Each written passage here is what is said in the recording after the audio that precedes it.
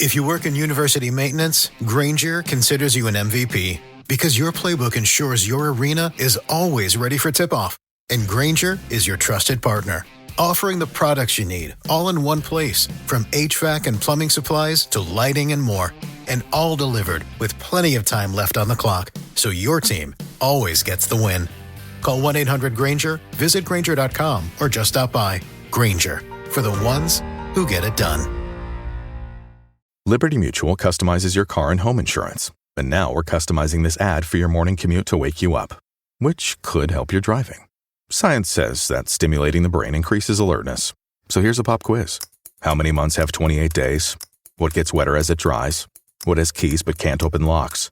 If you don't want to hear the answers, turn off this Liberty Mutual ad now. 12 months, a towel, piano. Enjoy being fully alert. Liberty, liberty, liberty, liberty. Welcome back. Thank you for checking out this bonus edition of the 12 Kyle podcast. I'm 12 Kyle. Check this out. I'm going to let you in on a little secret. In fact, if you know me, it's not necessarily a little secret. It's actually pretty obvious. When it comes to hip hop and rap, I'm not a fan of guest features. Or should I say, I'm not a fan of a bunch of guest features. If you had a chance to check out the podcast that me and my man Eclectic did, it was on the 25 greatest guest feature versus a list that came out on this website, this hip hop website, and he and I broke it down basically. And I just, even on that particular podcast, check it out. It's on the Encyclopedia Hip Hop podcast, which is E's podcast. You can find that anywhere you get your podcast. I'm not a fan of guest features, and I didn't really get into a lot of detail on that particular podcast because we had a list to go through. But I wanted to take a few moments to tell you why, because a couple of people did hit me up on Twitter and ask, why I wasn't a fan of this or fan of that. I'm just not a fan of a lot of guest features on rap albums. And I've never been a fan of it. And there's several reasons why. And I figured, on this bonus edition, I could tell you exactly why I don't like that shit. I guess part of it comes from the era in which I came from, the old school era of hip hop. And in the old school, my thoughts were, kind of very similar to a lot of people from the old school era, is that, for one, when it comes to your album, I came to hear you. I don't care about hearing about anybody else. And that sounds simple, but it's actually, it actually makes sense when you think about it. I mean, because if you came to, let's say that there's a new 12 Kyle album coming out. Your man 12 Kyle has a hip hop album coming out, and you hear about it. You're going to want to hear me. Now, if I said, okay, yeah, there's a new 12 Kyle album coming out, and it's 12 tracks, and of the 12 tracks, 10 will have guest features. The reality is that's not a 12 Kyle album. It's a compilation. It's a soundtrack. It's not my album. And I think a lot of times in today's hip hop game, rap game, that's what is being pushed as an album, but it can't be a solo album if you've got a gazillion guest features on it. But yeah, my first thought is like, yeah, I came to hear you. I don't want to hear nobody else. Or I'm not necessarily opposed to hearing someone else, but it needs to be few and far between. I just, that idea of having a bunch of people on your album doesn't make it sound like it's authentically your album. It makes it sound like the album belongs to everybody. And that's not the case. Another thing, like from the old school era of thought and process, you really didn't do a lot of music outside of your crew. So like, I'll use, I don't know, let's use like Run DMC, right? Arguably one of the greatest hip hop groups of all time. There weren't going to be a lot of guest features on any of their albums because, one, you came to hear Run DMC. You didn't come here to listen to Run DMC and Friends. So, like, you really didn't do a lot of, and this is documented. I mean, like, you didn't have a lot of hip hop or rap that was being done, and the music and any music came outside of the crew that it was. So from like the early 80s into, I want to say maybe the early 90s. You didn't have, you weren't going to have like Native Tongues, which was the crew of a Tribe, and De La Soul, Queen Latifah, Moni Love, and so forth and so on. You wouldn't have like De La Soul doing a song with NWA. Now it didn't mean that they had beef. It didn't mean that they couldn't go on tour together, because they did. But it just wasn't. You weren't gonna tune into a De La Soul album and hear Ice Cube. It wasn't gonna happen. You were never going to listen to an LL Cool J record and have Luke Skywalker on it, or Uncle Luke, as many of you know him.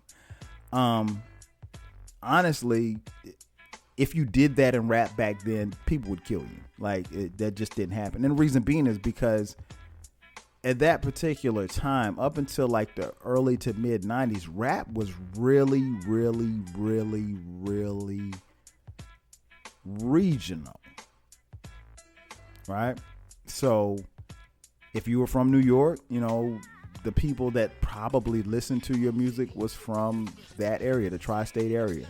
If you were from LA, the people that primarily listened to your music was, the people in California. And that's not to say that you could not go outside of your realm of your region, because obviously people did, because NWA found its way to my hometown of Florence, South Carolina. That being said, but NWA didn't make an album for the homies in Florence. They made an album that sounded like Compton, or sounded like, Watts, or wherever. But yeah, cats really didn't work with dudes outside of their region until like the mid to late 90s. East and West started to collab. Probably more after the East Coast, the quote unquote East Coast, West Coast beef. And y'all know how I feel about that term. The North MCs and the Southern MCs, it wasn't until like the mid to late 90s that they even collabed. I mean, like, you would have never heard, like I said, Luke on a damn LL record or a Public Enemy record. It just wasn't happening. Like, I remember Outkast doing Skew It on the Barbie with Raekwon. Like, that was pivotal, I think, in bridging the gap between the South and the North. But honestly, and another thing about the old school, like, I'm going to state the obvious, but there really weren't a lot of guest features, because especially in the old school, rap was so competitive that, to be honest, you didn't want somebody getting on your own joint and tearing you up. You know what I'm saying? You didn't want somebody to out rap you on your album, on your song. you know, and that's like one of the most, and I hear younger hip hop fans that I speak with and tweet with all the time. They talk about this all the time. They're like, yo, man, did you hear Drake on that, I don't know, Lil Johnny's album? Man, Drake killed it. And so it becomes about Drake and not Lil Johnny, whoever Lil Johnny is. But you get my point. So no, I would never want there to be a 12 Kyle album and Eclectic gets on my album, because you know E gonna be on my album. I would never want Eclectic to get on my album and out rap me on my own album. and I think we're good enough friends to where I probably fight him if that ever happened. Personally, he would never out rap me, but that's another story for another day. But yeah, it didn't happen. I mean, and that's pretty obvious. Another thing about, you know, guest features is that there was a time when you started seeing more, you know, guest features on albums and things of that nature, where it was about being in the studio. And, you know, I love even to this day seeing pictures of, you know, cats like Biggie and Nas in the studio together. And because we didn't have the internet back in 1994, you know, you knew that those collabs probably happened. I mean, we knew that it happened because obviously there was music that subsequently came out, but to be able to see it, because again, you know, no, Biggie didn't have Instagram. Biggie didn't have an Instagram account in 1994, so we couldn't see who he was in the studio with. We couldn't see who he was smoking with, or who he was gambling with, or where he was traveling to. So, you know, a lot of the stuff we found out about years later. But yeah, being in the studio and just kind of vibing with each other, cats smoking and drinking or whatever the case was, as opposed to now, obviously with technology, you know, you can do a song and, you know, never meet the person. You know, just send an email. Hey, I want you on this track. Here's the beat. Boom, boom, boom. Okay, got it. Send it back 2 days later. Here's my version. And that's it. And then they cut and paste and put it together. It's mixed and engineered. And next thing you know, you've got a song with these two artists on an album, and they never met at all. They never spent time in the studio. They never had any time to vibe, build, or get to know each other. No studio session stories. No, you know, all we have is, you know, just bunch of emails and stuff like that. And again, so for me, being from the old school, having an appreciation for the new school, but you know, I love seeing the old pictures of old rappers, you know, just hanging and kicking in the studio. Another thing about guest features, when Nas said, to big and Eminem murdered you on your own shit. Yeah. So that was the thing. Now, granted, Ether was a diss record, and he's dissing Jay-Z, and he, you know, famously said, Eminem murdered you on your own shit, which he did, but that's beside the point. But it was a diss line in a song. But again, it was true. But like I said to my point a little earlier, you know, no true MC wants to be shown up by their guest. Not an MC. Now, if we're rappers, and I wish I had time to talk about the difference between MCs and rappers. But you know, when you write dope shit, you know, you want that shit to stand the test of time.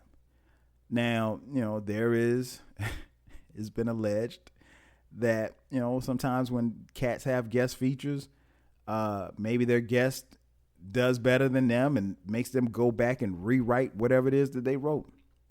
Don't do what LL did to Cannabis. Cannabis famously had a dope ass verse. LL went back and rewrote his verse and dissed Cannabis in the verse and had him on the song and dissed him on his own track. Don't do that.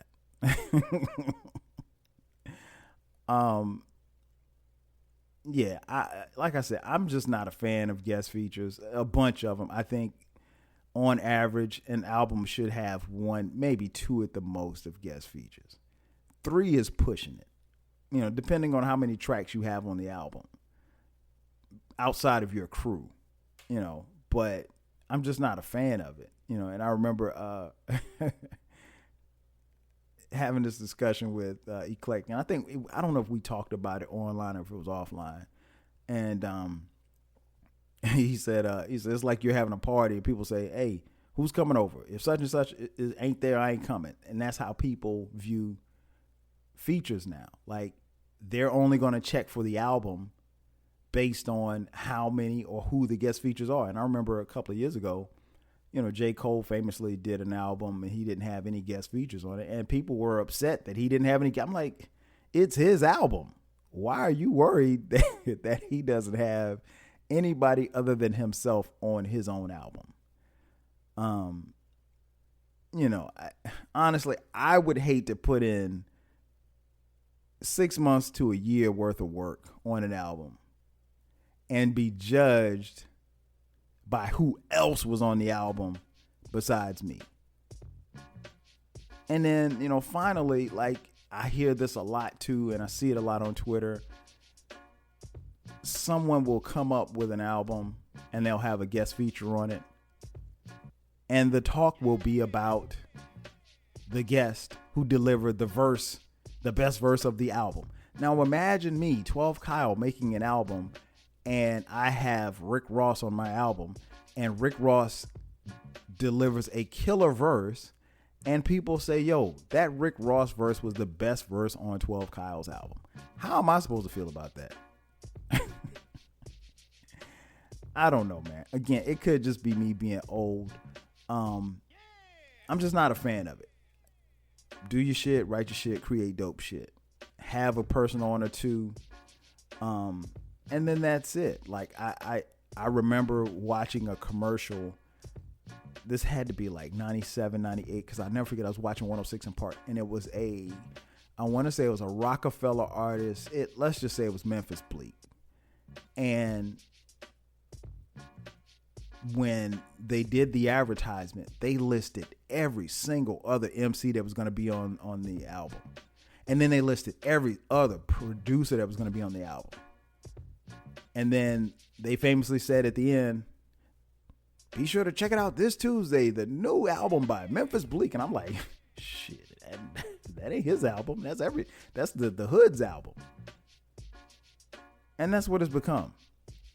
Even nowadays, when new albums are coming out, hey, well, I wonder who's going to be on the new Kendrick album. I wonder who's going to be on the new Drake album. Why can't it just be about Drake or Kendrick? I would hate for my album that I've put time and effort in to be about somebody else, because at the end of the day, I want you to listen to me, not the people who I've randomly invited. That's going to do it for me. Thank you for checking out this bonus edition of the 12 Kyle podcast. I'm your boy 12 Kyle. I'll catch you guys next time. 5 stacks. If you work in university maintenance, Grainger considers you an MVP because your playbook ensures your arena is always ready for tip-off. And Grainger is your trusted partner, offering the products you need all in one place, from HVAC and plumbing supplies to lighting and more. And all delivered with plenty of time left on the clock, so your team always gets the win. Call 1-800-GRAINGER, visit Grainger.com, or just stop by. Grainger, for the ones who get it done. When you manage procurement for multiple facilities, every order matters. But when it's for a hospital system, they matter even more. Grainger gets it and knows there's no time for managing multiple suppliers and no room for shipping delays. That's why Grainger offers millions of products in fast, dependable delivery, so you can keep your facility stocked, safe, and running smoothly. Call 1-800-GRAINGER, click Grainger.com, or just stop by. Grainger, for the ones who get it done.